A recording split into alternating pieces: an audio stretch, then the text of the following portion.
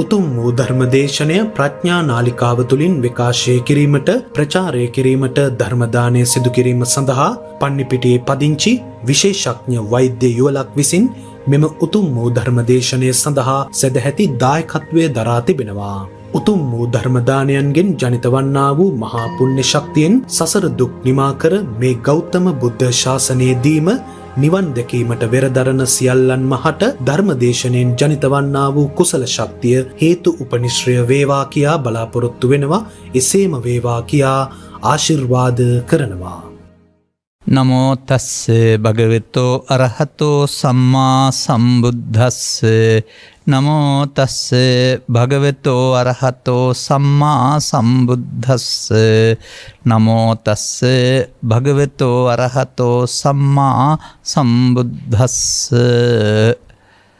දුර්ලභං ච manussත්තං බුද්ධෝත්පාදෝ ච දුර්ලභා khana සම්පatti සද්ධම්මෝ පරම දුර්ලභෝති. ධර්මානුශාසනාවෙහි සදහැවර අනුග්‍රහක දායකත්වයේ දරන්නා වූ යුවල ප්‍රමුඛ මෙම මොහොත ධර්මානුශාසනාවක් ශ්‍රවණය කිරීම සඳහා ඉඩකඩ වෙන් කරගත්තා වූ සදහැවර පින්නතුනි, අනුග්‍රහක බෞතුන් මට මෙන්න මෙහෙම අදහසක් ඉදිරිපත් කරලා තිබෙනවා. ඒ අනුව තමයි ওই ගාථාව මම තෝරගත්තෙත්. නැත්නම් මේ ගාථාවෙන් ඕනතරම් මම බණ කියලා ඇති. බලන්න සවන් දීලා දුර්ලභ වූ මිනිසත් බව ලැබූ යමෙකු ලද නිමේෂයේදී නිර්වාණය සාක්ෂාත් කළ යුත්තේ කුමන හේතුවක් නිසාද යන්නත්, නිර්වාණය සාක්ෂාත් කර ගැනීම සඳහා ගත යුතු මාර්ගයේ පැහැදිලි වන අයුරින් ස්වාමීන් වහන්සේට කැමැති පරිදි ධර්ම දේශනාවක් කරන ලෙස ගෞරවයෙන් ආරාධනා කරමු. මේ නිසා තමයි මම ඔය අදාළ ගාථාව ගත්තේ. අන්න මේක පෙන්නනවා දුර්ලභ වූ මිනිසත් බව ලැබූ යමෙකු ලද නිමේෂයේදී නිර්වාණය සාක්ෂාත් කළ ගැනීමට ගත යුත්තේ කුමක් නිසාද කියන එක පිළිබඳව. මේ පිළිබඳව ත්‍රිපිටකයේ සූත්‍රයක් බලාන නෙමෙයි කතා කරන්න ඕන. ත්‍රිපිටකයේ සූත්‍ර සියල්ලේ අදහස් ටික එකතු කරගෙනයි මේක කතා කරන්න ඕන. ඇයි manussත් බව දුර්ලභයි කියන්නේ? ඕනතරම් මේ මිනිස්සු පේන්නේ ඉන්නේ. එහෙම සම්මතයෙන් බැලුවොත් එහෙම අපට ඇහැට පේන මට්ටමින් විතරයි මිනිස්සු පේන්නේ, සත්තු විතරයි පේන්නේ. අර භූතාවා සම්භවයේ සීවා නැත්තම් ඇහැට නොපෙනෙන දිට්ඨාවා අද්දිට්ඨාවා හැම ඒවා අපට අහු වෙන්නේ නැහැ. ලෝකය විනාශ වුණත් සම්පූර්ණයෙන්ම ආපහු බ්‍රහ්ම ලෝකේ ඉඳලා එන අය ලෝකේ පළවෙන්නන් බවට පත් වෙනවා කියලා තමයි ලෝකෝත්පත්ති කතාවේ තියෙන්නේ. එයා තමයි ලෝකෙ මැව්වේ කියලා හිතනවායි කියලා පළවෙනියෙන් ආපු නිසා.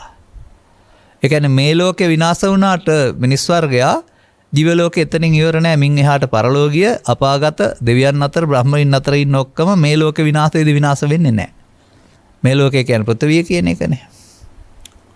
ඒ නිසා මේකේ ආරම්භයක් අවසානයක් නැහැ. සත්ව විශයත් කොච්චරද කියලා කියන්න පුළුවන් කමක් නැහැ. නමුත් මේ මිනිසුන්ගේ ඉතිහාසය අරන් බැලුවම බුදුදහමට අදාළ නැතත් අප කියවූ ඉතිහාස ග්‍රන්ථ වලින් සඳහන් වෙනවා මේ සංස්කෘතීන් කලින් කලට හටගෙන විනාශ වෙනවායි කියලා. එබඳු ඓතිහාසික සංස්කෘතීන් තුනක්ද කොහෙද මත්පැන් පානේ යාම තුලම විනාශ වී ගියයි කියලා කියනවා.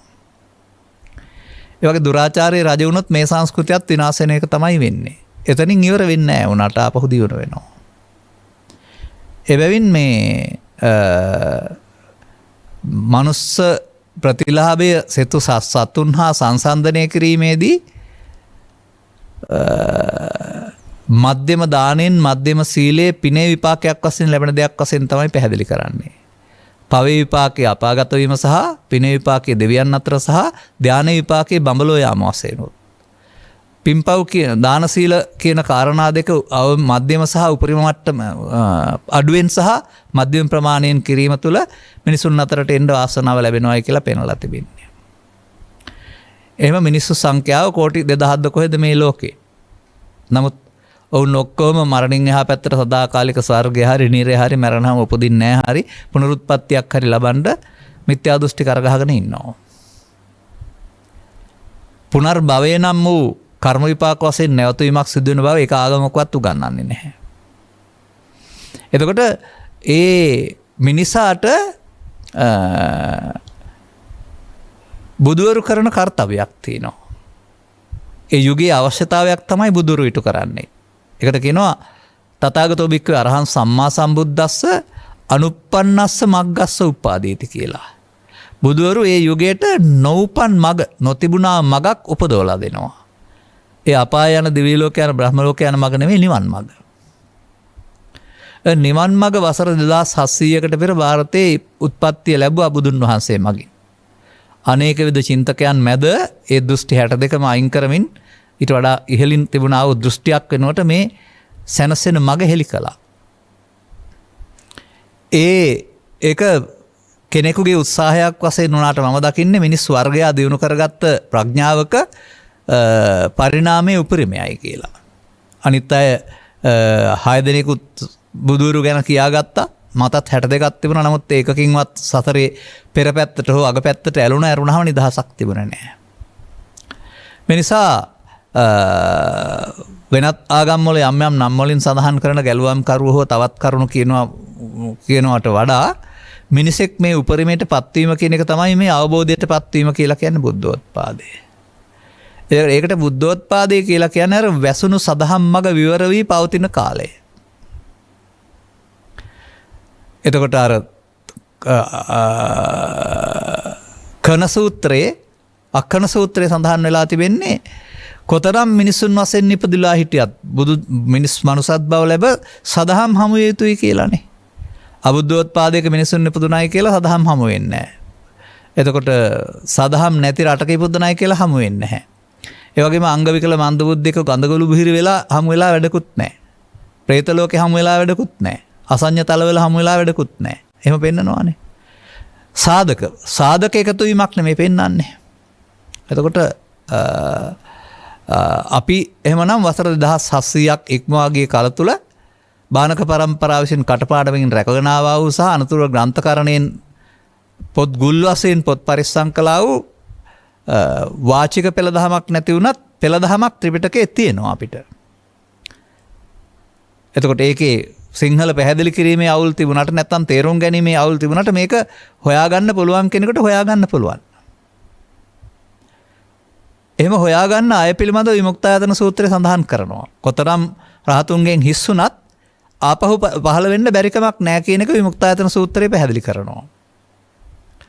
ඒ බුදුන් දෙසූ දහම හෝ එබඳු සබ්‍රහ්මචාරී කෙනෙක් දෙසූ දහමක් අසා නුවණින් මෙනෙහි කිරීමෙන්.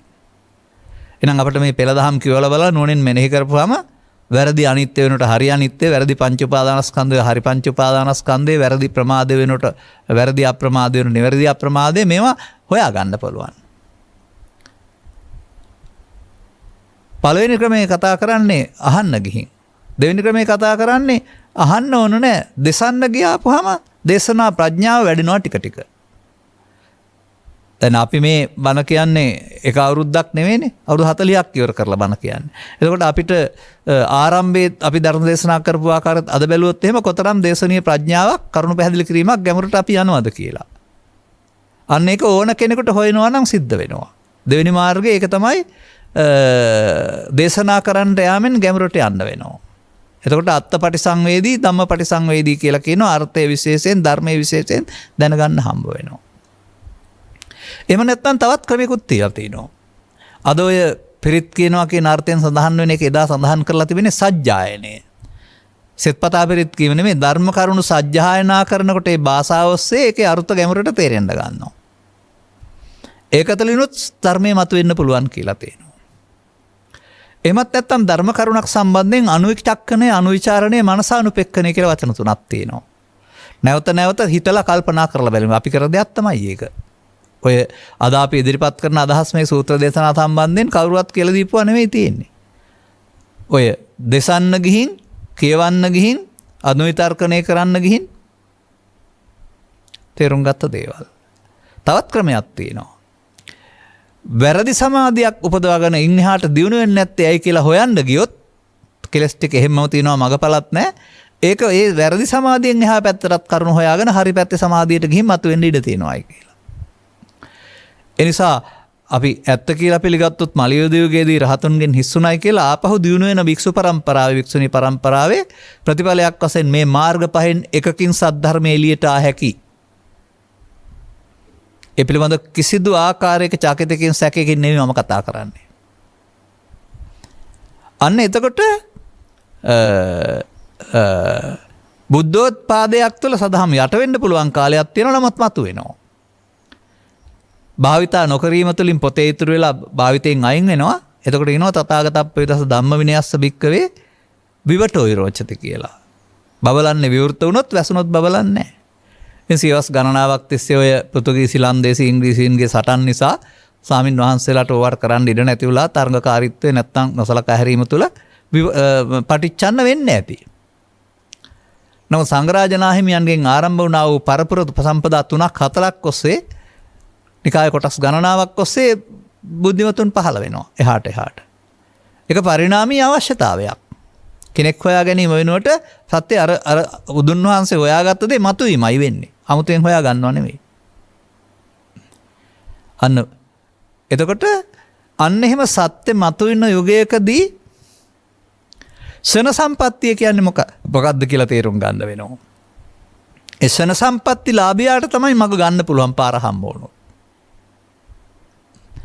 ඒ ශන සම්පත්ති ලාභයේ විස්තර කරන විදිහවල් ගත්තාම දුෂ්ට වූ 8ක් සමග ශන සම්පත්ති එකක් පෙන්නනවා. බඹලෝ සිට අපාය දක්වාත් දිගු ආයුෂ ඇති සහ දුක් විඳින අබුද්ධෝත්පාද කාලයත් භික්ෂු භික්ෂුණී උපාසක පිරිස් මුණ නොගැසෙන රටකුත් ස්වභාවයෙන්ම මිත්‍යා දෘෂ්ටි වීමත් නැත්නම් මන්දබුද්ධික වීමත් කියන මේ කාරණාවලදී බුදුන්ගෙන් සහ ධර්මයෙන් ඔවුන්ට වැඩක් නැහැ කියලා කියනවා. ඔබ ඔවුන්ගේ ඔක්කොගෙන්ම මිදුනහම දුෂ්ටසන අටෙන් මිදිච්ච අය. අර දොර ගාවට ඇවිදින් දොර අරගන්න ඉන්න අය කියලා කියන්න පුළුවන් නේ.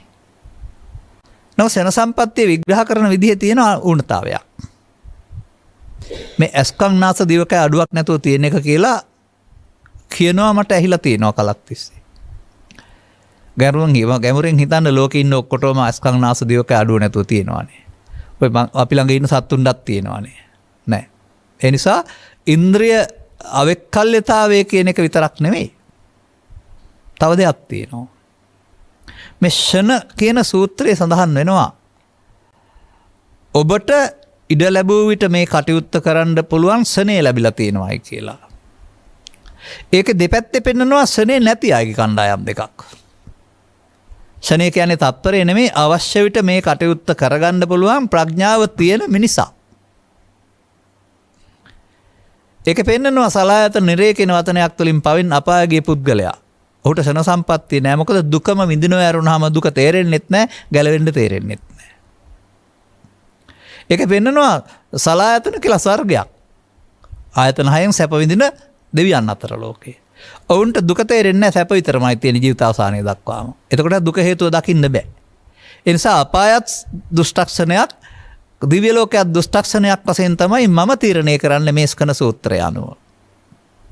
අපට ප්‍රපත් තියෙනවා, දුකක් තියෙනවා. දෙකම උපේක්ෂා සහගත බවට හදන්න අදාළ ප්‍රඥාව නැත්තම් කරන සම්පත්තිය තියෙන්නේ අපට. ඔය අක්කන සූත්‍රයේ සඳහන් වෙලා තියෙනවා මනුස්ස ලාභං ලද්දාන සද්ධම්මේ සුප්පවේදිතේ.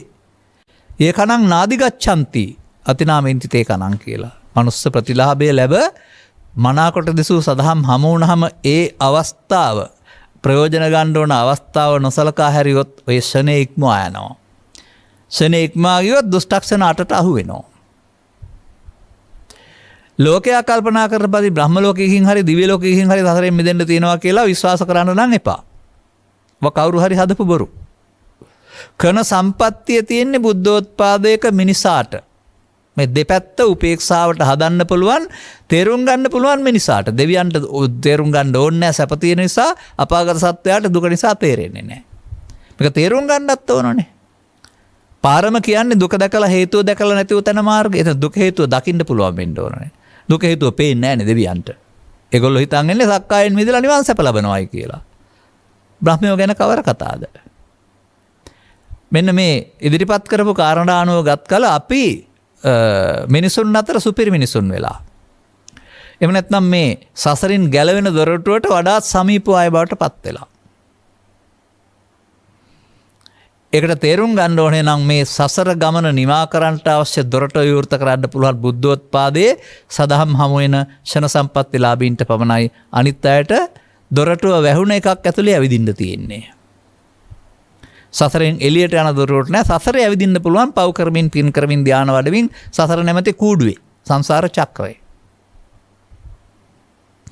එතකොට මේ සදහම් මතුවෙනවා කියන එකත් කලාතුරකින් ලැබෙන අවස්ථාවක්. ඔබට සියවස් 50ක් විතර නැ සියවස් නෙමෙයි වර්ෂ 50ක් විතර තිස්සේ ගුවන්විදුලියේ රූපවාහිනිය ධර්ම විහාරස්ථානයේ දේශනාවන ධර්ම දේශනාව ඔස්සේ බලනකොට මොනවද වන කියලා තියෙන්නේ? සිද්ධාර්ථ කුමාරයාගේ හැටි, ජයශ්‍රී මහ බෝධියේ හැටි, මංගල ධර්ම දේශනාව කර හැටි ඉතිහාසය තමයි කතා කරන්නේ ඔක්කොම ටික. වටාචාරගේ හැටි, කිසා ගෞතමගේ හැටි ඒකේ එදා සිදුවීම් ගැන කතා කරනව ඇරුණාම අපි ගැන මොනම හෙවිල්ලක්වත් නැහැ. අදටත් වෙසක් වලට වෙසක් ගැන, පොසොන් වලට පොසොන් ගැන, මිහින්තලාව ගැන කතා කරනව ඇරුණාම ජාතක කතා, චරිත කතා කියා ඉන්නවා, පරණ තිබි වෙච්ච දේවල් කියා ඉන්නව ඇරුණාම අප ගැන බැලිල්ලක් නැහැ. නමුත් ත්‍රිපිටක සූත්‍ර දේශනා කියලා කියන්නේ අපව පෙන්වන්නා වූ කැඩපතක්. මම සමහර වෙලාවට කියනවා ඕක. කුණු දූවිලි ගාගත්ත දරුවෝ පිරිසක් ඉන්නවා ගෙදරක. කැඩපතක් නැති නිසා උන්ගේ මූණේ ඇද පළදු පේන්නෙත් නැහැ, කුණු දූවිලි පේන්නෙත් නැහැ, කෙහෙරැලි ඇදේ පේන්නෙත් නැහැ. කවුරු හරි කෙනෙක් බිත්තිය හයි කරනවා කැඩපතක්. දැන් කැඩපතට එබිලා බැලුවම කැඩපත නෙවෙයි පේන්නේ Taman. එතකොට කෙහෙරැල හදා ගන්න පුළුවන්, මූණේ පැල්ලම් මකා ගන්න පුළුවන්, දත්වල මැලියන් අයින් කර ගන්න පුළුවන්. ඒක පේන්නේ නැහැ නේ නිකන්. ඒ තමා පෙනෙන නිසා නේද? මා දකින්නේ සූත්‍ර දේශනා කියන්නේ ඉතිහාස විවරණ නෙවෙයි. ඉතිහාස විවරණකට ගත්තොත් එහෙම රාජ කතා, චෝර කතා, ගාම කතා, දෙතිස් කතා බවට පත් වෙනවා. බුදුරජාණන් වහන්සේ ගමින් ගමට යමින් ගස්වලට වාඩි වෙලා ජාතක කතා කිය හිටපු කෙනෙක් කියලා ඔබ හිතන්න එහෙම එපා. තවදුරටත් ජාතක කතාවල තියෙන සද්ධර්මය හොයාගන්න තරම් අපේ ප්‍රඥාවත් මදි. ඒ නිසා අපි තියෙන පාරකින් හොයාගනිමු. මොකද මේ ජාතකත් අයිති වෙන්නේ ත්‍රිපිටකයට. නමුත් ඒක නිවන් මඟක් භාවිතා වෙන්නෙම නෑ ඒකේ. මන්දයත් පාලිය අපි එකට කතා කරන්නේ අටුවාව කියලා. අටුවාව සිංහලට පරිවර්තනය කිරීමේදී කතාවක් හදලා තියෙනවා. දඹදිව හදාපු ජාතක පොත කියන එක. කතාවේ සිද්ධ විවරණයක් කරනවාම ධර්ම කරුණු නෑ. ඒ නිසා අපිට ඒකට කිට්ටු වෙන්න බෑ. යම් යම් තැන්වල කාරණා පේනවා නමුත් කියන්නේ නැතුව ඉන්නවා. ඉතින් මේ පෙළදහමක් කියලා එකක් තියෙන්නේ අපේ සූත්‍ර දේශනාවල, ගාථාවල. ඒ ඔස්සේ අපි එක කණ්ණාඩියක් බවට පත් කරගනිමු. බද්දවග්ගිය කුමාරවරුන්ගෙන් විමසුවේ අනුන් ගැන හොයන එකද වඩා වටින්නේ තමන් ගැන හොයන එකද? තමන් ගැන හොයන එක. ඒ තමන් ගැන හොයනවා කියන්නේ තමන්ගේ උස මහත බර උපැන්න සාතිකේ නම හොයනවා කියන එක නෙමෙයි. තමා කවුද? තමා දුකටපත් වන්නේ කෙසේද? ලෝකේ වරදින්ද තමන්ගේ වරදින්ද? එයින් මිදෙන්නේ කෙසේද? මේ පිළිබඳ ගවේෂණයක් තමයි හැම සූත්‍රයක් තුළම පවතින්නේ. අනේ නිසා අනුග්‍රහක බෞතුන් ඉදිරිපත් කරපු ආකාරයට මේ ලබාගත් ජීවිතය සසරින් මිදෙන්න දොරටුව විවෘත කරගන්න පුළුවන් එකම තැන ඒකයි ෂණ සම්පත්තිය කියන්නේ. ආයෙත් අපි මෙතනින් චුත උනායි කියලා කියමු. පිනෙන් හරි පවෙන් හරි පරලෝ යනවා. වෙනත් රටක, වෙනත් ජාතියක, වෙනත් ආගමක, වෙනත් අම්මලාගේ ආගමක් තියෙන අදහස් තියෙන අම්මලා ගාව ඉපදුනහම ආගම කියන්නේ වුන් අපට පටවන බරණි. මේ ලෝකේ තියෙන කිසිම ආගමක් වැරදි කියලා කියනවා. ඒ ආගමට වැඳුන අය උපතින්ම කරගහ ගන්නවා. ඒක හරි කියනවා. අනිත් පොතපත කියවන්න, නිදහසේ විමර්ශනය කරන්න බුදුසමය තරම් නිදහසක් ලෝකේ කිසිම ආගමක නැහැ කියලා මම හිතන්නේ. ඒ නිසාම අපි ලෝකේ පවතින සියලුම ආගම් පොත්පත් කියවලක් තියෙනවා. ඒවහා මේවා සංසන්දනය කිරීමේදී ආර්ය සත්‍ය විග්‍රහයක් ඒවා නැහැ කියලා අපි දැකලා තියෙනවා. ඒවා හැම විටම සම්මුති විග්‍රහයක් විතරයි තියෙන්නේ. පුද්ගල විග්‍රහයක් විතරයි. ජීවිතය ආත්ම කොටගත් විග්‍රහයක් විතරයි. මේ මොහොතින් මොහොත සෙන සම්පත්තිය මොහොතක් පාසා සතරට ඇලෙන එකට සහ ගැලවෙන එක පැහැදිලි කිරීමේ මගක් මේවායේ නැහැ. එබඳු තත්ත්වයක් තුළ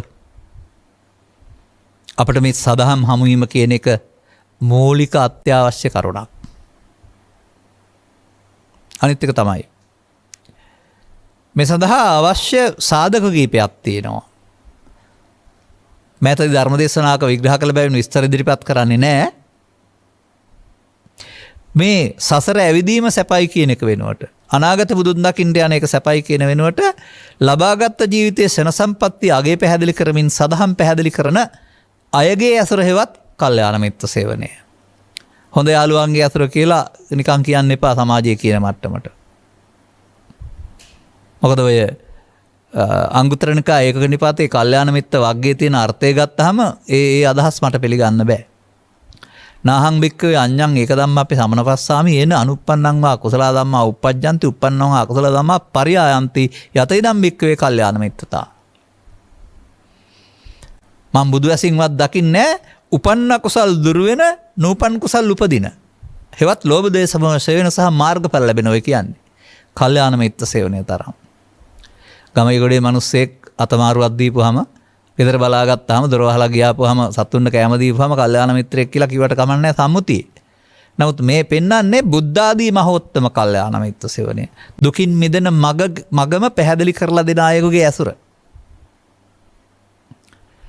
අන්න මා උපන් සමාජයේ මගේ මවට පියාට මවගේ පියාට පියාගේ මවට මේ කාටවත් අර ජාතක කතා චරිත කතා අහලා සිල් රකින්න වැරුණාම ඊට එහාට ස්කන්ධ ලෝකයක් තුළ අනාත්මය දකින්න දහමක් තිබුණේම නැහැ. ඔවුන්ගේ කල් ගත වුණා උන්ට බැරි වුණා. ඒ කාලේ මතුවලා තිබුණේ නැහැ. ඉදිරියටත් යවදා යම් දවසක ආයෙත් යට වෙලා යන්න පුළුවන්. හැමදාම පවතිනවා කියලා කියන්නෙත් නැහනේ. එහෙනම් අර ත්‍රිපිටකයේ තියෙන උදාහරණය ගන්න. ආකාර දෙකකට තියෙනවා. ගොවියා කුඹරහන්න ගිහින් වියගහ කැරුණාම තියලා යනවා අනියර උඩින්. දරට දාන්නේ නැහනේ. මේක වැස්සක් වැහැලා වෙලට පෙරලිලා වෙලෙන් ඇලට ගිහින් ඇලෙන් ඔයට ගිහින් ඔයෙන් ගඟට ගිහින් ගඟෙන් මොහොතට යනවා. කැරුණ නිසා එක සිදුරයි තියෙන්නේ. එහෙම නැත්නම් කෙලින්ම ගඟට විසි කරා කියලා හිතන්නකො මොහොතට. දැන් මේක පෙරලි යන්නේ. දිය රැලි වලට පෙරලනවා හුලං වලට පෙරලනවා යනවා. ඒක සිදුර යට උඩ හිටින්නේ හැම වෙලාවෙම නෙමෙයි. එක සිදුරයි තියෙන්නේ. ඒකට විය සිදුර කියනවා. දැන් සාගරයේ පතලේ ඉන්නා වූ කැස්බෑවෙක් අහස බලන්න උඩට එනවා එන්නේ අවුරුදු 100කට වතාවයි. ඒ සතාගේ ඇස වියසිදුර කෙලින් අහස බලන එක යොමු වීම වෙන්න පුළුවන්ද බැරි දෙයක්ද? සාමාන්‍ය වෙන්න බැරි දෙයක්. බුදුන් වහන්සේ වදාරනවා වෙන්න පුළුවෙනි. ඊටත් වඩා දුර්ලභයි මිනිසත් බව සහ සදහම් හමු වීම. ඔන්න ඔය දොරටුවේ වාසිය තේරුම් ගන්න. ඒ උපමාව. අරක වෙන්න පුළුවන් මේක ඊටත් වඩා වෙන්න බෑ. එහෙනම් අපි වාසනාවන්තයෝ නෙමෙයිද? මේ යුගයේ උපන් මිනිසුන් අතර ආත්ම දෘෂ්ටියෙන් නෙළුණ ආගම් වලින් පිරුණ ලෝකයක් තුළ ආත්මවාදයෙන් පිරුණ අනාත්ම දර්ශනයක් ඉදිරිපත් කරන දේ අහන්න ලැබෙන, තේරුම් ගන්න ලැබෙන, සිතන්න ලැබෙන එක පුංචි වාසියක්ද? කල්පනා කරලා බලන්න ඕන කාරණාව. එතකොට මා දකින්නවා සසර ඇවිදින්න නම් ඕනෑ ආගමක ඕනෑ ජාතියක ඕනෑම රටක ඉපදිලා පව් කළත් පුළුවන් පින් කළත් පුළුවන් ධානය වැඩුවත් පුළුවන්. ධානය වැඩිල්ලක් බොහෝ විට නැහැ. නමුත් ධානය වැඩුවත් පුළුවන්. වෙනස තියෙන්නේ පව් කළොත් දුක්ම විඳින්න සිද්ධ වෙනවා. පවේ උපාදානයේ නැමැති වරද්දෙන් මිදෙන්න බුද්ධෝත්පාදේ නැත්තම් තේරෙන්නේ නැහැ. පින් කළොත් මිනිසුන් අතර දිව්‍යයන් අතර උපදිනවා. ඒ පිනේ උපාදානය නිසා ගැලවීමක් හම්බ වෙන්නේ නැහැ. නමුත් ඒක භවගාමී හොඳ පැත්ත.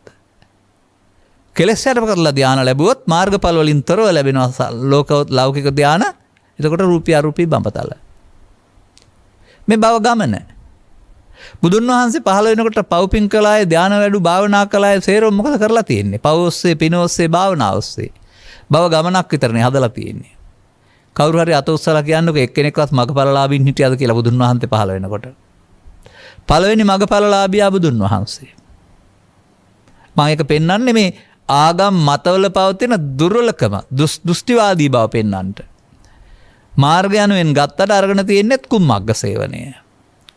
උම්මග්ග නෙමේ කුම්මග්ග කියන්නේ නොමග කියන එක. දැන් දෙවියන් සක්කාය ප්‍රහාණයෙන් ඉන්නේ කියලා හිතාගත්තා. නමුත් බුදුන් වහන්සේ ධර්මය පැහැදිලි කරපුවම අපිට වැරදිලා කියලා පිළිගත්තා. බ්‍රහ්මයින් සක්කාය ප්‍රහාණය කළ වදන් ඉන්න නිවන්සුව කියලා හිතනවා. නමුත් බුදුන් වහන්සේ වදාරනවා ඕකෙත් සක්කාය තියෙනවා. සක්කායවත් පංච උපාදානස්කන්ධය. ආපහු හින්දා පුනර්භවයට එන්න වෙනවා. පව් යට කරලා පින් ලැබුවයි කියලා පින් විපාක ගෙවෙනකොට පව් මතු වෙනවා. පින් යට කරලා ධානය ලැබුවයි කියලා ධානය විපාක ගෙවෙනකොට ආපහු පව් පින් මතු වෙලා ආපහු එන්න වෙනවා. මෙසේ මේ ආගිය ගමන් පිළිබඳ කොතරම්ද කියන්න බෑ. තව කරුණකුත් තියෙනවා. මේ ලෝකේ තියෙන කාරණා නිසා දුක් වෙන එක පෘථග්ජනයාගේ උපන්ගේ දෝෂය. මා ඉදිරිපත් කරන්න උත්සාහලා අනිත් කාරණේ තමයි මේ ලෝකේ කොතනක මිනිස්සු වශයෙන් නිපදුනොත් මරණයට බිය වෙන්න වෙනවා. යුද බිය, ගිනි බිය, ජල බිය, නියං බිය, ලාභාලාභ සැපදුකින්දා ප්‍රශංසා නිසා සිදුවෙනා වූ කම්පාවෙන් ගැලවෙන්න පුළුවන් පෘථග්ජනෙක් කොහෙවත් නැහැ. පෘථග්ජන භාවය තුළ ලෝකෙ ඉපදුනහම මේ දුක විඳින්න වෙනවා. ඒක පෘථග්ජන භාවය තුළ තියෙන එකක් කරම ලෝකෙ තියෙන එකක් නෙවෙයි. බුදුවරු පෘථග්ජන භාවයෙන් මිදුනහම අර දුක තියෙන ලෝකෙම දුක නැතුව ඉන්නවා. ඒ පරිවර්තනයේ ලෝකෙ නෙමෙයි හිතේනේ. එනිසා මේ බුදු සමයේ තේරුම් නොගෙන වෙනත් මිනිස්සෙක් වශයෙන් ඉපදුනායි කියලා ලාභාලාභ සැපදුක් නින්දා ප්‍රශංසා පියුප්පයෝග අර පෙන්නන ජාතිපි ජරාපි ව්‍යාධිපි මේ කියන කාරණා සයන දුක් විඳින්න වෙනවා. ගැලවෙන්න පාරක් ඇත්තෙම නැහැ. මෙන්න මේ නිසා මේ මිනිස් වර්ගය අතර බුදු සමයේ ථෙරවාදී කොටස වැනි දෙයක් පවතින පරපුරෙන් පරිස්සම් කළ රටක මේ ස්කන්ධ ලෝකයේ අනාත්මය එළියට මතුවෙන කාලේ එහෙම නැත්නම් මොහොතක් පාසා අප්‍රමාදයේ ක්‍රියාත්මක කිරීමට භික්ෂුවට භික්ෂුණියට උපාසකතුමාට උපාසිකාවට සියලු දෙනාට මං හෙළි වෙන කාලේ. ඒ කියන්නේ ඔබ දොරටුව ගාවට ඇවිදින් තව එළියට පනින්න විතර අනේ තියෙන කියලා. තේරුම් ගන්න ඕනනේ. අනවතග්ගවම් භික්ඛවේ සංසාරෝ උබ්බා කොටින පඤ්ඤායති. ආපු ගමන කොච්චරද කියන්න බෑ. බුදු ඇසකින් බැලුවොත් අපායේ ගිහින් දිව්‍ය ලෝකෙකින් බ්‍රහ්ම ලෝකෙ ගිහින් සහ යුද ගිනි බිය ජල බිය සියලු වලින් දැවෙමින් ආපු ජීවිතයක් ඇති. අපි ඔක්කොටම. අනාගතයටත් එහෙමයි. දැන් මා දුටුවා ඔය සත්ත්ව ලෝකේ සම්බන්ධයෙන් වෙලාවකට ඔය පෙන්වන දර්ශනවල ප්‍රබලයා විසින් දුබලයා කණ එක තමයි කරන්නේ. ඒතකොට උණ්ඩ මියාමේ බය නැද්ද? සබ්බේ භයන්ති මච්චනෝ නිසා. කොටියා මුවා කනවා. ඒ විදිහට එක එක සත්ත්ව කොට්ටාස කා ගන්න. ප්‍රබලයා විසින් දුබලයා කා ගන්න එක. මේ කොතන ඉපදුනත් එතකොට මේ මරණ දුක් ආදී කාරණා වලින් දැවෙන්න තැවෙන්න සිද්ධ වෙනවා. එනිසා දුකින් මිදීම කියන එක මිනිසාගේ උරුමයක් බුදුන් වහන්සේලා වදාළ මඟ ඔස්සේ. මම හිතනවා ඔබ අහපු කාරණාවට අනුව මම පැය භාගයක් විතර අරගෙන මේ බුද්ධෝත්පාදය තුළ මිනිසත් බව ලැබී ෂණ සම්පත්තිය ලැබීමේ දුර්ලභ බව. දැන් සද්ධර්මය කියන්නේ මොකද්ද? ඒකත් හමු වෙන්න ඕනනේ. සද්ධර්මය කියන්නේ කැසුලම් නියදත් අනිත්‍යයි කියන එකද? එහෙනම් සද්ධර්මය කියලා කියන්නේ ශරීරයේ දිරා යන එක පංචස්කන්ධය අනිත්‍යයි කියන එකද? සද්ධර්මය කියන්නේ පටිච්චසම්පාදයේ ඉස්සර ජීවිතයයි මේ ජීවිතයයි මතු ජීවිතයයි තුනට බෙදලා විග්‍රහ කරන එකද? එහෙමනම් මෙලහට මේ ලෝකෙන් භාගයක් සසර ගමනේ දුකින් මිදිලා. මොකද කලක් සිවස් 3ක් 4ක් තිස්සේ විග්‍රහ වුණා. විග්‍රහ කරන අය, කරන අය, ඉගෙන ගන්න අය, උගන්වන අය ලියනවා කියනවා, පාඩම් කරනවා, දුකසේ මියනවා. එය න්‍යායක් විතරයි. ප්‍රායෝගික වෙන්න කාටවත් බැරි වුණා. ගුරුවරයාට බෑ, ශිෂ්‍යයාටත් බෑ. ඒ නිසා මොකක් හරි මේකේ අඩුවක් තියෙනවා. අනේ ප්‍රායෝගික වීම ඉස්මතු වීම තමයි සද්ධම්ම පරම දුර්ලභෝ කියලා කියන්නේ. බලන්න මේ මත හරිද කියලා. සමාජයේ තියෙන මත ටිකක් මම මේ කියන්නේ. අනාගත බුදුවරයන් කම්ම ඉන්න ඕන. සමහරුන්න බුදු වෙන්න ස්ත්‍රී භාවයෙන් මිදලා පිරිමිම වෙන්න ඕන. ප්‍රාර්ථනා කරන අය ඉන්නවා. සමහරු මැරිලම නිවන් දකින්න ඕන. සමහරු පාරමිතාම සම්පූර්ණ කරන්න ඕන. සමහරුට ගිහිව ඉඳන් ඕක කරන්න බෑ. වනාන්තරයටම යන්න ඕන. බුදුවරයෙක්ම පහළ වෙන්න ඕන. මේ මත තියෙනවා සමාජයේ. ඔය එකක්වත් පසුවදනක් වශයෙන් උපුටා දක්වපු හේතු වශයෙන් තියෙනවද අපමාදෝ අමත පදම් පමාදෝ මච්චුනෝ පදම් කියන ගාථාවේ? අපි කියනවනේ යම් කිසි දෙයක් ලියලා ඒකට අදාළ සුදුසුකම් ටික වෙනම තියෙන්න ඕනයි කියලා. උපුටා දැක්වීම වශයෙන් නෑ. යමෙකුට සිහියෙන් බුදුන් වදාළ පරිදි සිහියෙන් කටයුතු කිරීම නැමැති අප්‍රමාදයේ දෙන්න පුළුවන් නම් ඒ නිවන් මාර්ග. මේක තේරුම් ගන්න එක විතරනේ කරන්න තියෙන්නේ. ඒ නිසා මේ කම්මැලියන් විසින් මන්දෝත්සාහී පුද්ගලයන් විසින් මේ වැඩේ නොකරෙන්නට උගන්වන බණහරි ඉගැන්වීම් හරි පැත්තකින් තියන්න කල් තියා. කරන්න පුළුවන් කියලා කියන අය අතරින් තෝරාගන්න කරන්න පුළුවන් ඔබට ප්‍රායෝගිකව මොකක්ද කියන එක.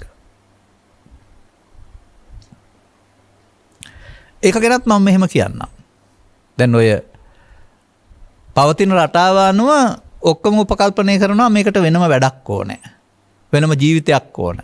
ගම අතහරින්න ඕන, කැලේට යන්න ඕන. බිරිඳ එක්ක දරුවන් එක්කලා රස්සාව එක්ක ඕක කරන්න බෑ. මේ සේරමත් හනමිටි අදහස්. මේ සේරම ධර්මයේ වරද්දාගත්තන් පස්සේ වැරදි ධර්මය අනුගමනය කරලා බැරි වුණාට පස්සේ කියපු දෙයක්. කුරුරට වාසීන්ට දේශනා කර සතිපට්ඨානය කොහොමද පෙන්වන්නේ? ලක්ෂ 8කින් 6ක් හෝ 5ක් ජනපදෙ හිටපු අය. පෞල් ජීවිත අතෑරියා කියලා තියනවද? ගොවිතැන අතෑරියා කියලා තියනවද? වෙළඳාම අතෑරියා කියලා තියනවද? නෑ. සිවිරියාවේදී සතිපට්ඨානෙන් වාසය කරයි කියලා තියෙනවා. සිහියෙන්. හැබැයි අපේ රටේ ඔය කාය වේදනා චිත්ත ධම්ම කියලා 4ක් වෙනම වඩන එක නෙවෙයි. ඒක මොකද්ද කියලා අපි පැහැදිලි කරලා තියෙනවා ඉස්සරහට. එතකොට මා දකින්නේ යහපත් ජීවිතයක් තුල සිහියෙන් ඉන්න එක වෙනම වැඩක්. යහපත් ජීවිතේ ඕන එකක්. යහපත් ජීවිතේ වෙන වෙනම ඕන තරම් වැඩ තිබුණට කමක් නැහැ. මව්පියා බලා ගන්නද, දරුවන් බලා ගන්නද, ගොවිතැන් කරන්නද, වෙළඳාම් කරන්නද, රාජ්‍ය සේවය කරන්නද, අතුපතු ගන්නද, සත්තු බලා ගන්නද, මකුළු දැල් කඩන්නද මොනවා. ඒ ක්‍රියාකාරකම් නෙමෙයි මේකේ පෙන්වන්නේ. ක්‍රියාකාරකම් ටික ලෝකෙට අවශ්‍යයි. ඒවා සම්බන්ධයෙන් ආස්වාදයක් තියෙනකොට ප්‍රිය වෙනවා, අනික්ව අප්‍රිය කරනවා. අන්නේ ප්‍රියාප්‍රිය කිරීම වෙනුවට උපේක්ෂාවෙන් කරන්න පුරුදු වුණාම ඒ කටයුත්ත සමග යන්නා වූ දෙයක් ඒ මොහොත සමග සිහිය කියන එක. කටයුත්තට සිහිය නෙමෙයි. කටයුත්ත කරන ගමන් චිත්තාභ්‍යන්තරයෙන් එන්නා වූ සතුරු ටිකක් ඉන්නවා. ඒ සතුරු ටික එනකොට හඳුනා ගන්නට අවශ්‍ය සිහිය. අන්න ඒ කොටස අපි තේරුම් ගන්න වෙනවා. අපි ධර්ම දේශනාවල බොහෝ විට අගට එනකොට මේ කොටස පැහැදිලි කරනවා අපි මෑතදී. අපිව පුද්ගලයෙක් වශයෙන් කටයුතු කරනවා දකිනවා වෙනුවට අපිව මෙහෙවන බලවේගයක් අපි තුළ තියෙන බව තේරුම් ගන්න. දැන් නැති ඒ මොහොතට මතුවී උත්සන්න වෙන. ඒ උත්සන්න වෙන හැඟීමට අනුව කටයුතු කරන බලවේගයක් විසින් මිනිසා මෙහෙවන බව. අම්මා තාත්තා දුව පුතා ස්ත්‍රී පුරුෂයා දේශපාලනඥයා ඡන්දජායකයා හැමෝම අපි ඉක්මවා දකින්න ඕන.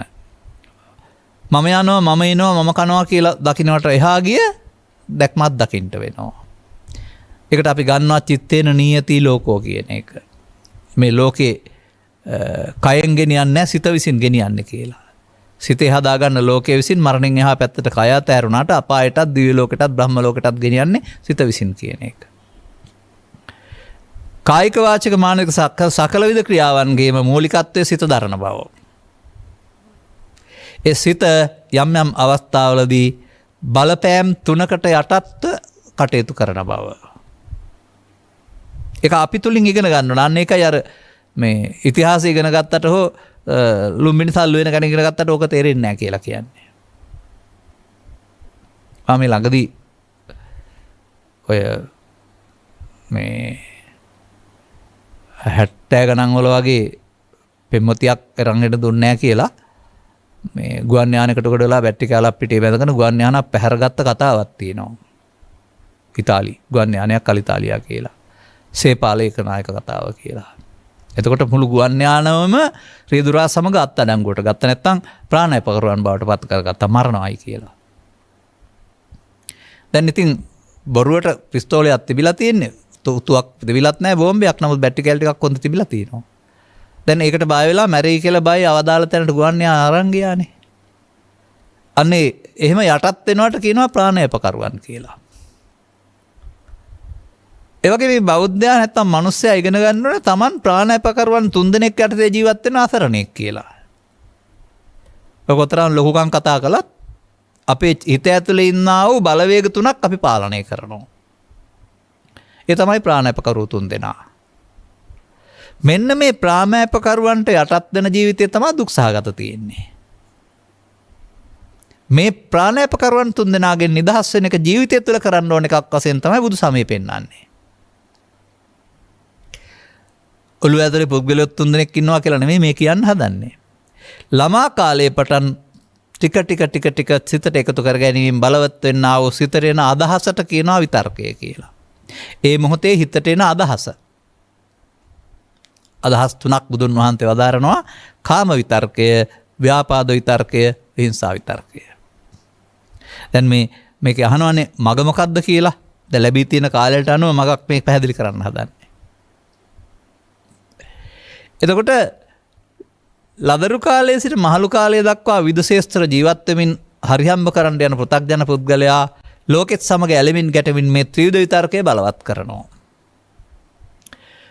බලවත් වෙනකොට අපේ පාලනය ඔවුන්ගේ අතට ගන්නවා. අපි තමයි වැඩ කරන්නේ කියලා කතා කළාට ඒ වෙලාවට මට ඉන්නවා මැරෙනවා පෙවුන්නේ නැහැ කියලා කතා කරන්නේ. ඇයි ඒ හැඟීම විසින් ඔබ මෙහෙයවපු නිසා නේද? ඔය මෑතදී පුවත්පත්වලගේ කතාන්දර කීපයක් අරගන්න. අරගෙන බලන්න සමහරු මිය ගියේ, සමහරු එල්ලුම්ගස් ගියේ, සමහරු අංගවිකලයන් උනේ කාගේ වරදින්ද කියලා. එතකොට තේරෙයි මේ වැඩේ කරලා තියෙන්නේ පුද්ගලයෝද පුද්ගලයා ගාවට ආපු ආසක්ත වූ හැඟීමද කියලා.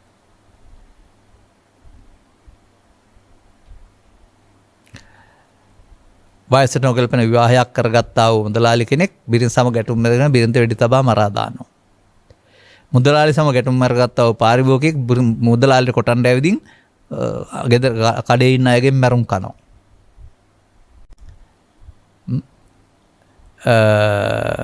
දෙපළක් තුළ ඇති වුණා වූ ව්‍යාපාරික දියුණුවක් තුළ ඇති වුණා ඊර්ෂ්‍යාවෙන් දුර්දිග ගිහින් එක ව්‍යාපාරිකයෙක් අනෙක් පුද්ගලයා ඝාතනය කරනවා. ඒ පැත්තේ අය ගිහින් සම්පූර්ණ ව්‍යාපාරය ගිනිබත් කරනවා. එක්කෙනෙක් පරලෝ අනිත් එක්කෙනා එල්ලුම් ගහේ. මේ වගේ කතා ටිකක් අරන් බලන්න කවුද මේවා කරලා තියෙන්නේ කියලා. නීතිය පුද්ගලයෙක් වැරදිකාරයෝ කළා ඊට එහායින් බලන්න. මේ හැමතැනකම ආදරය හෝ කරුණාව හෝ මෛත්‍රිය හෝ ඉවසීම හෝ තිබුණාද? නැහැ. තිබුණේ තරහව. ඒකට කියනවා ව්‍යාපාද විතර්කය. ලෝකේ අපරාධ කරන්නේ ව්‍යාපාද විතර්කයේ විසින් මෙහෙවන සිත කියලා තේරෙනවද? මිනිසා කියලා. ලෝකේ තව එහාට ආයුධ පාවිච්චි කරලා වෙනසීම් කරන්නේ විහිංසාව විතර්කයේ විසින් මෙහෙවන මිනිසා කියලා තේරෙනවද? ලෝකේ පස්පව් දක්වසල් කරන්නේ කාම විතර්කයේ විසින් මෙහෙවන මිනිසා කියලා තේරෙනවද? මිනිස්සු වැරදි කරන්නේ නැහැ. ආණ්ඩුව දනුවක් දුන්නට. වැරදි කරන්නේ මිනිසා තුළ ජනිත වෙන බලවත් වෙන කාම විතර්කයේ, ව්‍යාපාද විතර්කයේ, විහිංසාව විතර්කයේ. අන්න ඒක තමයි මේ යුගයේ එළි වෙන රහස. ත්‍රිපිටකයේ තියෙන රහස ඒක. ඔබ නෙමෙයි මේ වැරදි කරන්නේ. ඔබේ සිතට ආරෝපණය වෙන මේ හැඟීම. කය වචන මෙහෙවමින් බොරු පරස හිස් කේලාම් සහ නොයෙක් ಜಾති කරමින් ලෝකෙ ගිනි තියෙනවා. ඒ නිසා මේ විතර්ක තුන gedara හෝ පන්සලේ හෝ කොහේ හරි බලවත් කරගන්නවා නම් බාහිර වශයෙන් පෙනුන ඇඳුමක හෝ පුද පූජාවල ආගමික ජීවිතයක් තිබුණාට මම දකින්නේ ඇතුළතින් ආගමික ජීවිතයක් තියෙනවායි කියලා. ඔය බාහිරෙන් පේන්න දෙන සමාජ චාරිත්‍ර ටිකක් කරමින් මල් පහන් පූජා කරමින් බුද්ධ පූජා පවත්වමින් අතුපතු ගාමින් බෝධි පූජා පවත්වමින් භික්ෂුවකට භික්ෂුණියකට උපාසකාට උපාසිකාවකට ඉන්න පුළුවන් ආගමික කියලා. නමුත් අර ත්‍රිවිධ විතර්ක පැත්තට අත තියලා නැහැ. ඒ ගැන අවධානය යොමු කරලමත් නැහැ. අර කොහෙද ඉන්නේ? දසවස්තුක සම්මාදිට්ඨිය පින්කලොත් විපාක තියනවා කියන එකේ ඉන්නේ. පෘථග්ජන භාවයේ තුල ඉන්නේ. මේ තුන් දෙනා අපට දුක් දැනක් දෙන බව සහ මේ තුන් දෙනා ජීවිතෙන් ඉවත් කළ යුතු බව බුදු සමයේ ගැන්වීමයි. අපි ඉතුරු වෙන්න අපේ සාමය සමාදානය ඉතුරු වෙන්න නම් මේ තුන් දෙනා මරා දාන්න ඕනේ. ඒක දනුවන් ලැබිය යුතු වරදක් නෙමෙයි. මරා දාන්න ඕනේ කිව්වට. එල්ලුම් ගස් යන්න ඕන වරදක් නෙමෙයි. ඒ මරා දැමීමට ධර්මය කියන්නේ කෙලෙස් නසනවා කියලා. මේ පහසු නොවීම හෙලි නොවීමම මේ බෞද්ධ සමාජයේ ඛේදවාචකයක් නේද? තවත් කල්ප කෝටි ගණක් උපදින මිනිස්සු පෘථග්ජන භාවය තුල ගහමරා ගන්න, කපා කොටා ගන්න ලෝකේ කණාය නම් උපදින්නේ. ඔවුන් දුකටමපත් වෙමින් මියනවරුනහම ඔවුන්ට කොහොමද සැනසීමක්? බුදුවරු පහළ වී එලි කළ දෙයින් ප්‍රයෝජන ගන්න තරම් කන වාසනාවන්ත වෙන්නේ. තේරුම් ගැනීම වාසනාවන්ත වෙන්නේ. අනුගමනය කිරීමට අදහසක් එන්නේ නැහැ. සසරටම යන්න හදනවා. දැන් මෙන්න මේ තුන් දෙනා එන වෙලාවට මේ තුන් දෙනාට යටත් වෙන එක තමයි අපි කළේ. මගේ ජීවිතේ වැළුවත් ළමා කාලේ ඉඳලා මට පේනවා ඕක තමයි කරලා තියෙන්නේ කියලා. කොතරම් හොඳට හිටියත් පුද්ගලයෙක් වශයෙන් හොඳට හිටිය බව ඇත්ත. නමුත් මේ ත්‍රිවිධ විතර්කය අපි පාලනය කරනවා කියන එක ත්‍රිපිටකයේ කියවලා තේරෙන කල් දැක්කේ නැහැ. දැන් අපි දකිනවා ලෝකේ හැමතැනම ත්‍රිවිධ විතර්කයේ ලෝකේ පාලනය කරමින් මිනිස්සුන්ට දුක් ගෙනත් දෙනවා. දැන් අපි දකිනවා ත්‍රිපිටකයේ මේක මිනිසා තුළ දුර්වලකමක් වැඩෙන හැටි අප්‍රහාණ සංඥාව තුළින් සහ මිනිසා තුළින් දුර්වලකම ප්‍රහාණය කිරීමට ප්‍රහාණ සංඥා උගන්වලා තියෙන බව. මමද එතකොට උගන්වලා තියෙන්නේ? නෑ, තිලෝගුරු බුදුරජාණන් වහන්සේ. ගිරිමානන්ද සූත්‍රයේ විතරක් නෙමෙයි තියෙන්නේ. බොහෝ තැන්වල තියෙනවා. බොහෝ තැන්වල අනුගමන යුතු ක්‍රියාමාර්ගයේ වශයෙන් පෙන්වන්නේ ත්‍රිවිධ විතර්කයන් නොයසීම. තවත් සූත්‍රයක තියෙන දවසට කියන්නම් හම්බ වුණා. මේ තියෙන එක කියලා. මං හිතන්නේ මම කන හරි එහෙම නැත්නම් නාග හරි කියලා සූත්‍රයක් දේශනා කළා මේතදී. මේ නාග එකේ තියෙනවා. මේ ඝාතනය කිරීම කියන යටතේ ඝාතනය කරන්න තියෙන කෙලෙස් කියලා. අන්න ඒ විදිහට අපිට අපි පිළිබඳව වෙනස් කෝණයකින් බලන්න වෙනවා. පුද්ගලයෙක් වශයෙන් මම යනවා එනවා කනවා බොනවා කියලා බලන්නේ නැතුව කයිස්ස දෙකක පාලනයක් යටතේ කය සිත විසින් මෙහෙවන බව. සිතට එන බව, එකතු වෙන්න පුළුවන් බව සහ එකතු නොවී අතහරින්න පුළුවන් බව අපේ හැකියාවක්. එකතු වෙන බව බලවත් කළ බැවින් ඕනෑකට එකතු වෙලා තමයි පුරුද්ද තියෙන්නේ. ආපු හැඟීමට එකතු වෙලා ඒවා කයින් වචනෙන් පිට කරන එක. ත්‍රිවිධ විතර්ක ඔස්සේ. නමුත් තථාගතයන් වහන්සේ දැකලා දාලා මේ තමයි මිනිසා දුකටපත් වෙන පාර. මේ ත්‍රිවිධ විතර්ක බලවත් කරලා කවදාවත් සැනසෙල්ල ඉන්න හම්බ වෙන්නේ නැහැ. ඒ නිසා උන්වහන්සේ ත්‍රිවිධ විතර්කයන්ගෙන් මිදෙන මගක් පහාන සංඥා. ඒක වේ ලෝකෙට එලි කරලා තින්නේ අපි නෙමෙයි. අපේ කාගෙමකෙන් පිට වුණත් තථාගතවරු ඒක එලි කරලා තිබෙන්නේ. ඒකට කියලා තියෙන වචනට අදාළ දේ කරගන්න තේරෙන්නේ නැහැ. න්‍යායාත්මකව කියා ඉන්නවා ප්‍රැක්ටිකලි වෙන්න, ප්‍රායෝගික වෙන්න බොහෝ දෙනාට බැරි වුණා. ඕකටත් රහසක් තියෙනවා. අපිනුත් අහනවානේ දැන් අපි මොනවද කරන්න ඕන කියලා. මොනවා හරි භාවනා කරනවා කියලා හිතට එකක් අරන් කීව ඉන්න කර ඉන්නයි ඕනේ. පුරුදු වෙලා තින්නේ එහෙමයි. භාවනාව කියන්නේ යමක් කරන එක. අමුතුවෙන් හිතට එකක් අරන් ගණන් කර ඉන්න එක, කීව ඉන්න එක, මතුරු ඉන්න එක, අඩිය තීතේ ඉන්න එක කියලා තමයි කල්පනා කරන්නේ. එහෙම නැත්නම් අරමුණු එන්න නොදී සමාධියක් හදාගෙන ඉන්න එක. ඒවා තිබුණා බුදුන් වහන්සේ පහළ වෙන්න පෙර. අදත් ඉන්දියාවේ එහෙම තියෙනවා ලෞකික පැත්ත. ඇයි මේ ත්‍රිපිටකේ ප්‍රහාණ සංඥාවල උප්පන්නම් කියලා වචනයක් පෙන්නලා තියෙන්නේ? මෞකසින් බිහි වුණායි කියන එකද කියන්නේ නෑ. ඇසෙන් කනෙන් නාසයෙන් දිවෙන් කයෙන් අවදි වූ තැන් පටන් නින්දට යනතුරු උප්පන්නම් හට ගන්නවා. කොහෙද විලද හටගන්නේ? අපි විසින් පෝෂණය කළා වූ චිත්තාභ්‍යන්තරයේ තිබී එළියට එනවා. ඒ වෙලාවට ආපු කෙනා අපේ කය වචන මෙහෙवला තමන්ටත් අයහපතක්, අනුන්ටත් අයහපතක්, රටටත් අයහපතක්, පරලොවටත් දුගතිගාමී වෙන්න වැඩ කරලා දෙනවා. ඔබද නෑ කාම විතර්කයේ, ව්‍යාපාද විතර්කයේ, විහිංසා විතර්කයේ. එකතරයට 7 සැරයක් එල්ල මරන්න ඕන මිනිස්සු නෙමෙයි. කාම විතර්කයයි, ව්‍යාපාද විතර්කයයි, විහිංසා විතර්කයයි. පුළුවන් නම් මේ මොකක්ද ඒකට කියන්නේ ඔය පහුගිය කාලේ තිබුණ එල්ලුම් ගහ කියලා එකක්. එල්ලුම් ගහක් හදන්න ඕනේ ඒකට. බාහිර ලෝකේ එල්ලුම් ගහ හදන්න බෑ නේද? බුදුරජාණන් වහන්සේ තමන්ගේ හිතේ එල්ලුම් ගහ ඇදුවා. මේ තුන් දෙනා එල්ලලා මරන්න. එන වෙලාවට මද්දර දැම්ම උඩට ඇද්දා මැරෙනවා නේ එතකොට. නමුත් රිංගල යන්න නෙදීලා තියෙන්නේ. එන වෙලාවට රිංගල යන්න දීලා තියෙනවා මග ඇරලා යන්න. එහෙමයි අපි පුරුදු කරගත්තේ. චිත්තාභ්‍යන්තරයේ තිබිලා හැංගිලා ඉඳලා එනවා. එනකොට එකතු වීම තුළින් එයාට එළියට යන්න දෙනවා. එයා අදාළ වැඩිත් කරලා ගිහින් ආයෙ හැංගෙනවා. ගහගෙන බැනගෙන කපාගෙන කොටාගෙන ප්‍රශ්න අවුල් කරන හිත ඇතුලේ ආයෙත් තියෙනවා වෛරය. ඒක තමයි හැංගෙනවා කියලා කියන්නේ. මේ නිසා වට දුක්ඛේ පවත්තන්න යරුනහම මිදෙන්න පාරක් නැහැ පෘථග්ජනයට. වෙන හැටි දන්නෙත් නැහැ. කොහොම වෙනවද කියන්න දන්නේ නැහැ. මෙන්නම චිත්තාභ්‍යන්තරයේ උපන්නා වූ බලවත් හැඟීමක් විසින් අපි පාලනය කරන බව. ඒ පාලනය කිරීමේදී අපිට බුදුන් වහන්සේ වදාළ සතිය අහිමි වී මුට්ට සතියක් වෙන බව, මුලා වෙන බව. අසිහියෙන් කටයුතු කිරීම නම් වූ ප්‍රමාදයට උම වෙන බව බණ අසා ඉගෙන ගන්න.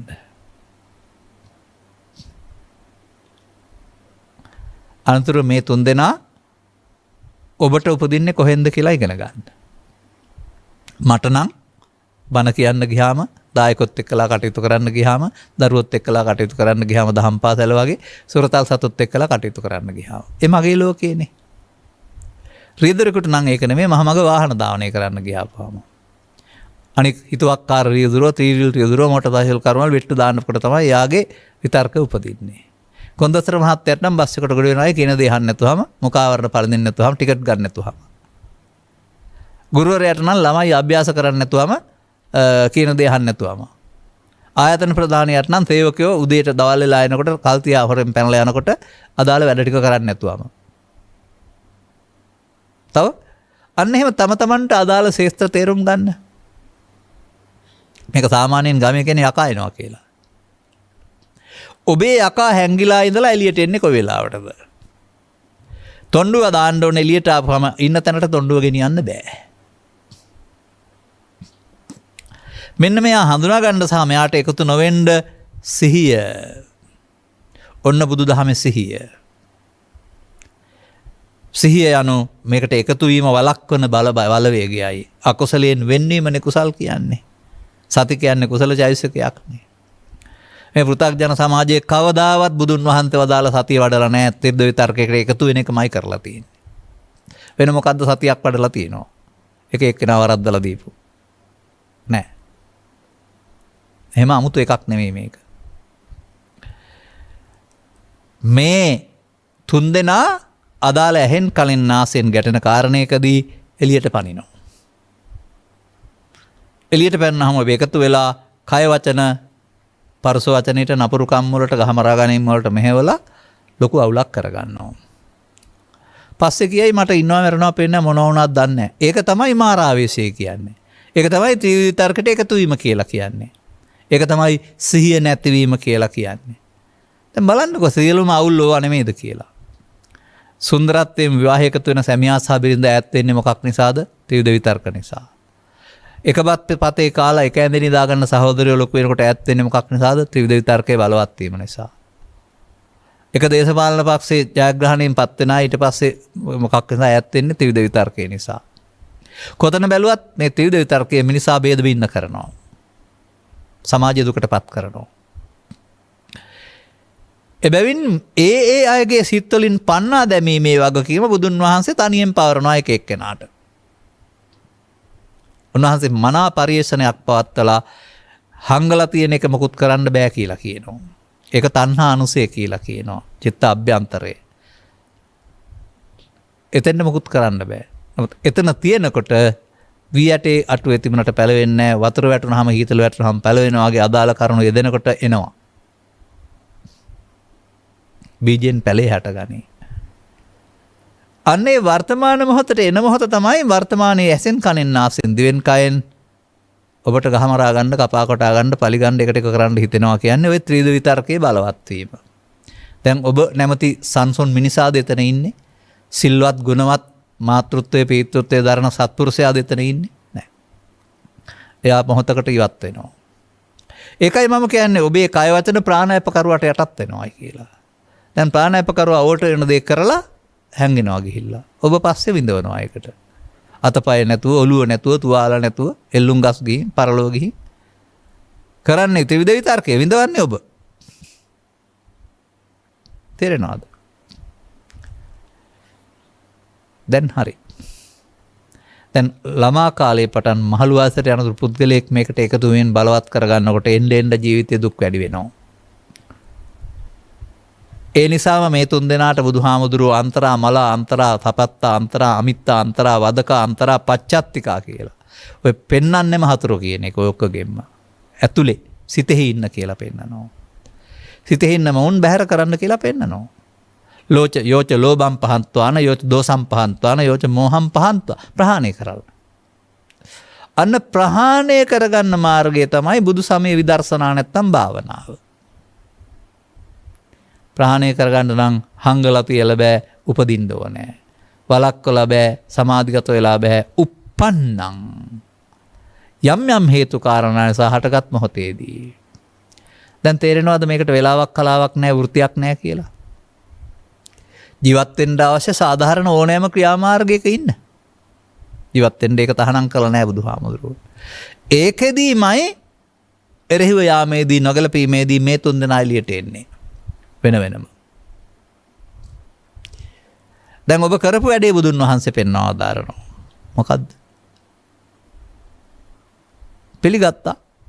එකතු වුණා එකට. ඒකට කියනවා අදිවාසීති කියලා. එකතු වුණා නම් බැහැර කිරීමක් නැහැ. නප්පජහති.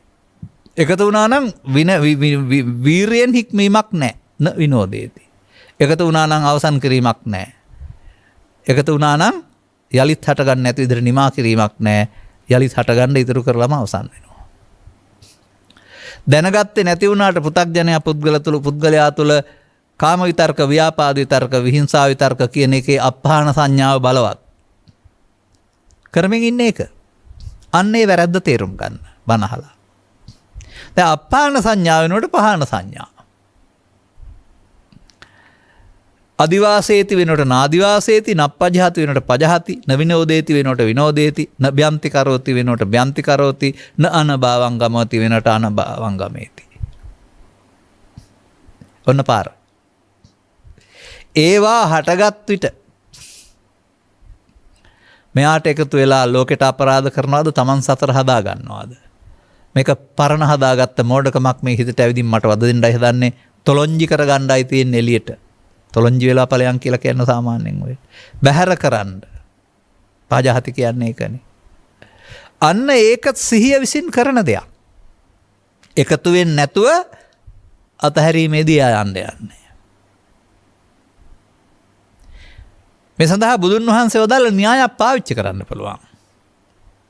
සිත හටගත්ත ගමන් මැරෙන්න ඕනේ. එතකොට ඒ ලහු පරිවත්තන් න්‍යායයට ක්‍රියාත්මක කරපුවාම එකතු වෙන්නේ නැත්නම් මැරෙනවා.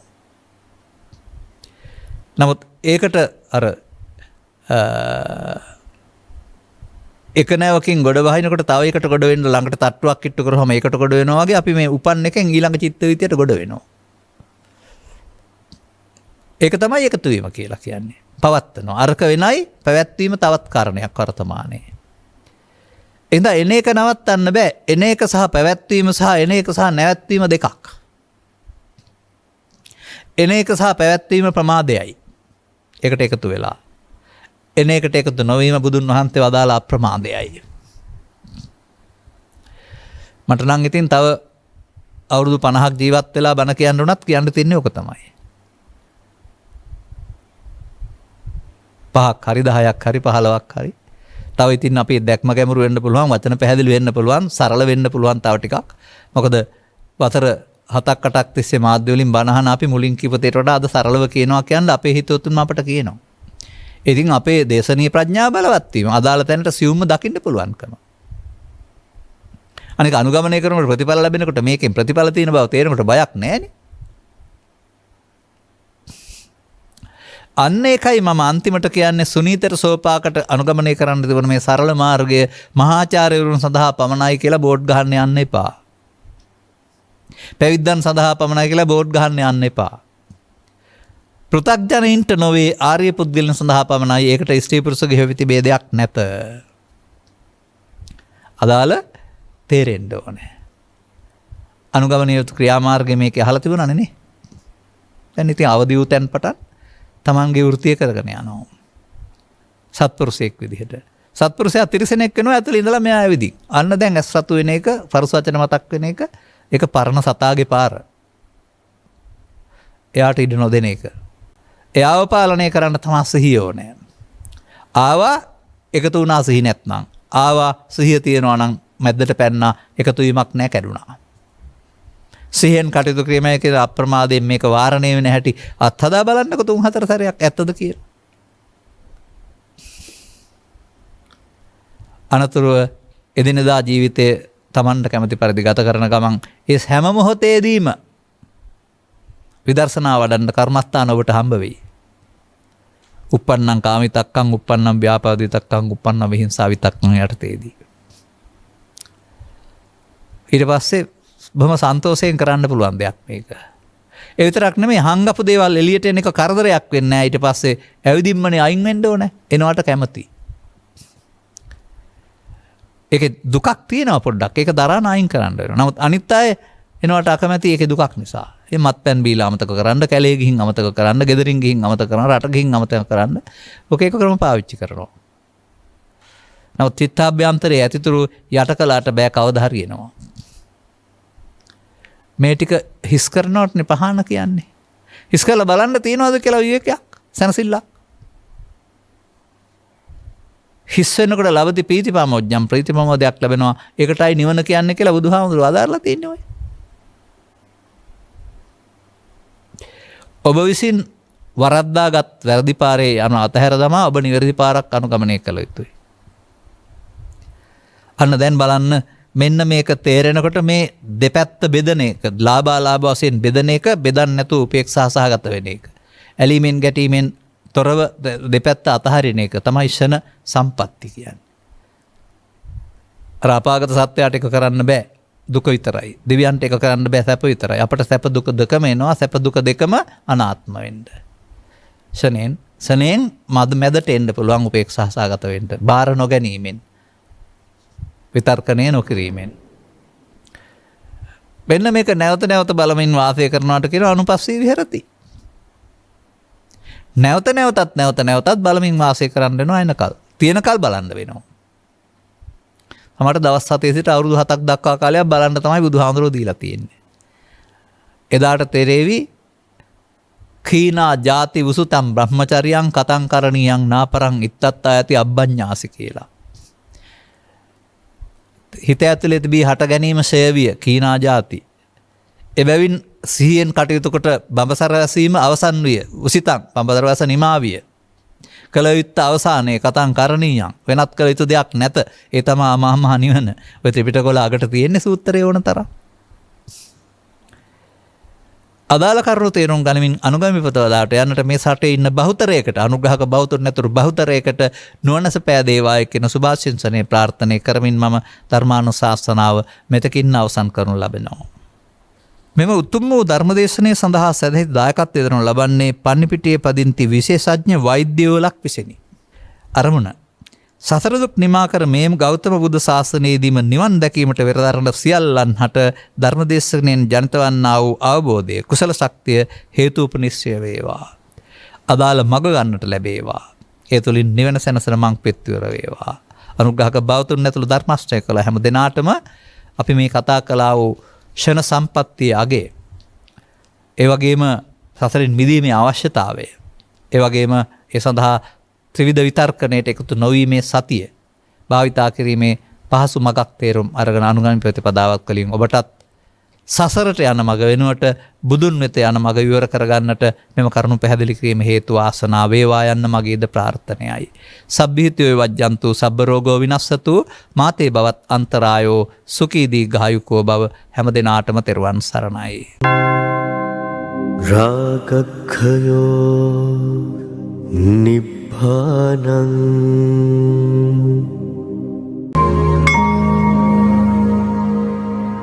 මේ උතුම් වූ ධර්මදේශනය ප්‍රඥා නාලිකාව තුළින් විකාශය කිරීමට, ප්‍රචාරය කිරීමට, ධර්මදානය සිදු කිරීම සඳහා පන්නිපිටියේ පදිංචි විශේෂඥ වෛද්‍ය යුවලක් විසින් මෙම උතුම් වූ ධර්මදේශනය සඳහා සැදැහැති දායකත්වය දරා තිබෙනවා. උතුම් වූ ධර්මදානයන්ගෙන් ජනිත වන්නා වූ මහා පුණ්‍ය ශක්තියෙන් සසර දුක් නිමා කර මේ ගෞතම බුද්ධ ශාසනයේදීම නිවන් දැකීමට වෙරදරන සියල්ලන්ම හට ධර්මදේශනයෙන් ජනිත වන්නා වූ කුසල ශක්තිය හේතු උපනිශ්‍රය වේවා කියා බලාපොරොත්තු වෙනවා. එසේම වේවා කියා ආශිර්වාද කරනවා.